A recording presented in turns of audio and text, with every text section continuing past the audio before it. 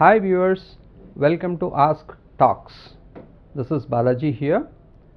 I'm a mechanical engineer by profession, psychologist by passion. I have my own business. I run an NGO called Darshika. It's for suicide prevention and intervention. ఈ రోజు మనం మాట్లాడబోయే topic adaptability. Adaptability అంటే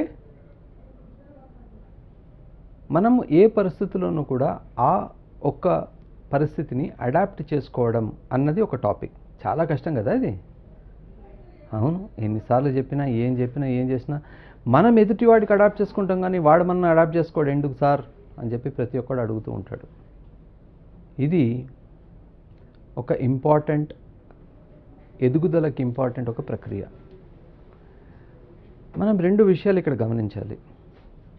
adaptability అనేది మనం మాత్రమే ఎందుకు చేసుకోవాలి, వేరే వాళ్ళు ఎందుకు చేసుకోకూడదు అన్నది మొదటి ప్రశ్న. వేరే వాళ్ళు చేసుకోరండి, మనం మాత్రమే చేసుకోవాలి. ఎందుకు?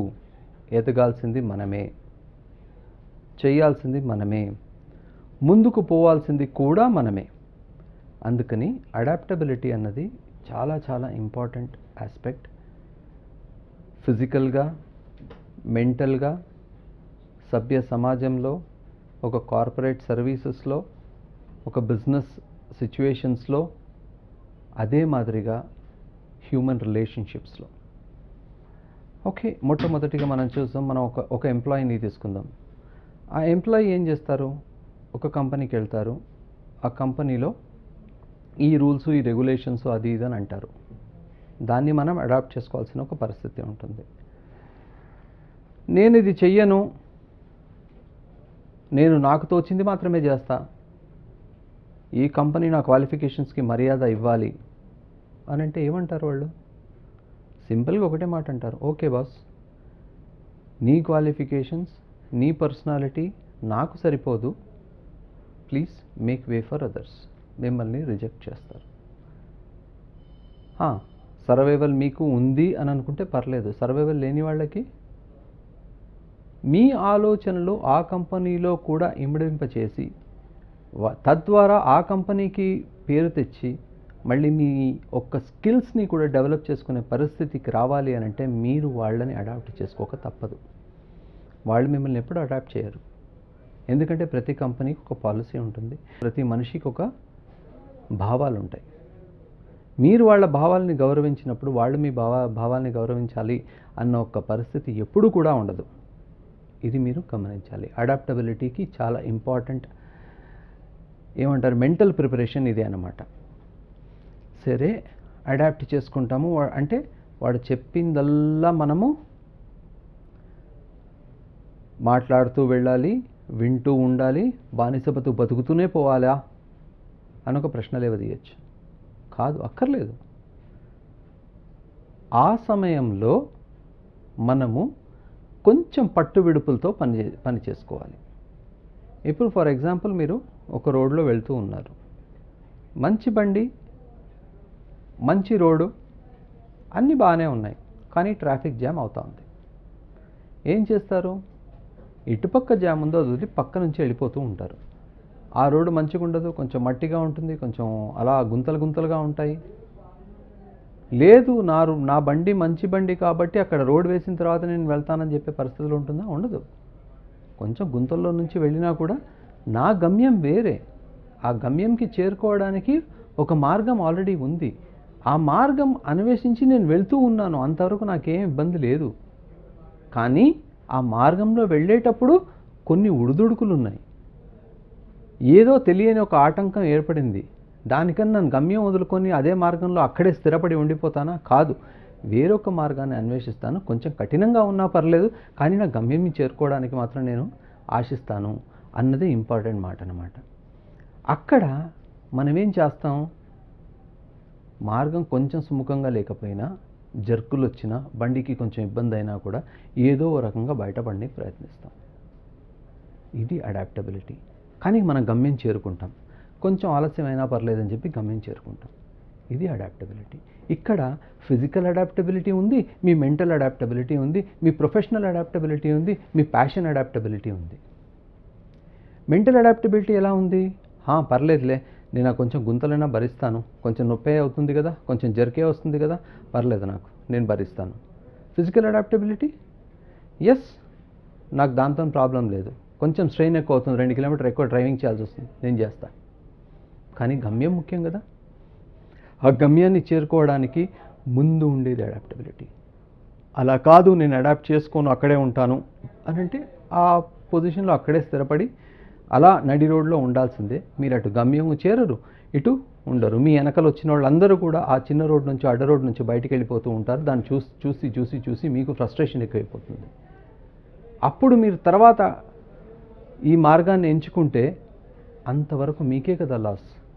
ఒకసారి ఆలోచించండి. ఇది అడాప్టబిలిటీ యొక్క ఇంపార్టెంట్. నది ఉంది కదా, రివర్ మనం అలా చెప్తూ ఉంటాం, దాని యొక్క పోకడ చూడండి మీరు. ఎక్కడో కొండల్లో నుంచి స్టార్ట్ అవుతుంది. నేను ఎప్పుడు ఒకే మార్గంలో వెళ్తానని వెళ్తుందా? వెళ్ళదు. వస్తూ ఉంటుంది, సడన్గా ఒక రాయి తగులుతుంది పెద్దగా, దానికి తాకుతుంది, అలా రెండుగా విడిపోతుంది, ఇంకో పక్క మార్గంలో వెళ్ళిపోతుంది. అంటే తను ఎలాంటి మార్గం తనకు సుముఖంగా ఉంటుందో, కొండలో స్టార్ట్ అయ్యే నది ఎక్కడ వెళ్ళి ముగిస్తుంది దాని పయనం? సముద్రంలో వెళ్ళి ముగిస్తుంది. అంతేనా? అంతవరకే కదా దాని గమ్యం. అది చేరుకోవాలి కదా. నేను ఒక మంచి మార్గంలోనే వెళ్తాను, నా మంచి ట్యూబ్లో నుంచే వెళ్తాను అన్నట్టు కాదు కదా. సో ఏ పొజిషన్లోనైనా, ఏ సిచ్యువేషన్లోనైనా, ఏ ఒక్క మార్గంలోనైనా పర్లేదు, వెళ్తూ ఉంటాను. వెళ్ళే దారిలో ఏం చేస్తుంది అది? గుణకరాళ్ళు, మంచి క్లీన్ మంచి రాళ్ళని తయారు చేస్తూ ఉంటుంది. ఎందుకు, ఎలా తయారు చేస్తుంది? అది రబ్బింగ్ చేస్తూ వెళ్తూ ఉంటుందన్నమాట. అలాగే మన ఆలోచన యొక్క అడాప్టబిలిటీ కూడా అలాగే ఉండాలి. దాంతోపాటు చాలా ఇంపార్టెంట్, యథో దృష్టి తతో మనః, యతో మనః తతో భావః, యతో భావః తతో బుద్ధి, యతో బుద్ధి తతో క్రియః అన్నారు. అంటే ఏంటి? మన దృష్టి ఏంటి? అదొక అడ్డంకి అని చూస్తే, అదొక హర్డల్ అని చూస్తే హర్డల్గానే ఉండిపోతాం.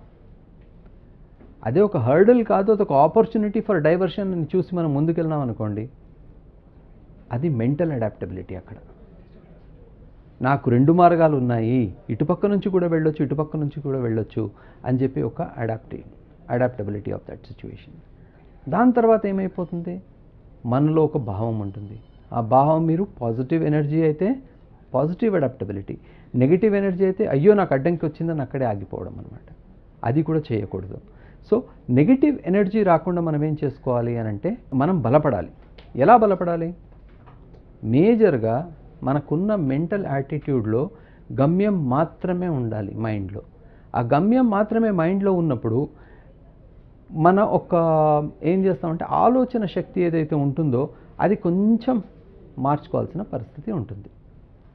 ఆ అడ్జస్ట్మెంట్, మార్చుకునే అడ్జస్ట్మెంటే అడాప్టబిలిటీ. సో మీరు ఏ మార్గాన్ని ఎంచుకొని వెళ్తారో, మీరు ఒక గమ్యాన్ని ఎంచుకుంటూ వెళ్తారో, ఆ గమ్యానికి ఎప్పుడు కూడా సముఖమైన ఇది ఉండదు, మార్గం ఎప్పుడూ ఉండదు. ఎవరో ఒక అడ్డంకి సృష్టిస్తూ ఉంటారు, ఏదో ఒక ఉపద్రవం వస్తూ ఉంటుంది, ఎన్నో రకాలుగా ఆబ్స్టకల్స్ వస్తూనే ఉంటాయన్నమాట లైఫ్లో. దానిని ఎదుర్కోవాలి అని అంటే ఆబ్స్టకల్స్ని ఒక ఆపర్చునిటీస్లా చూసుకోవాలి. ఆ ఒక్క సిచ్యువేషన్ని అడాప్ట్ చేసుకోవాలి, అంటే అంగీకరించాలి, దాన్ని దత్తత తీసుకోవాలి అని అనుకోండి ఒక రకంగా. ఆ అడాప్టబిలిటీ ఎప్పుడైతే వచ్చేసిందో మనలో, అది కూడా మనది ఒక మార్గం అని చెప్పి మనం ఆలోచిస్తూ ఉంటామో, ఆలోచించిన వెంటనే మనకి ఒక మార్గం కాదు 2 మార్గాలు దొరుకుతాయి. అది you will not be in the part of a problem, but you will be in the part of a solution. So always think about adapting to all the situations. Think everything as an opportunity for you అన్నదే నేను చెప్పదలుచుకున్నాను. ఓపికగా విన్న మీకు జీవితంలో ఎప్పుడు adaptability తోడుండాలి. అడాప్టబిలిటీతో physical adaptability, mental adaptability and emotional అడాప్టబిలిటీతో మీరు ఎప్పుడు సక్సెస్గా ఉండాలి అని ఆశిస్తూ ధన్యవాదాలు తెలుపుకుంటున్నాను. Thank you.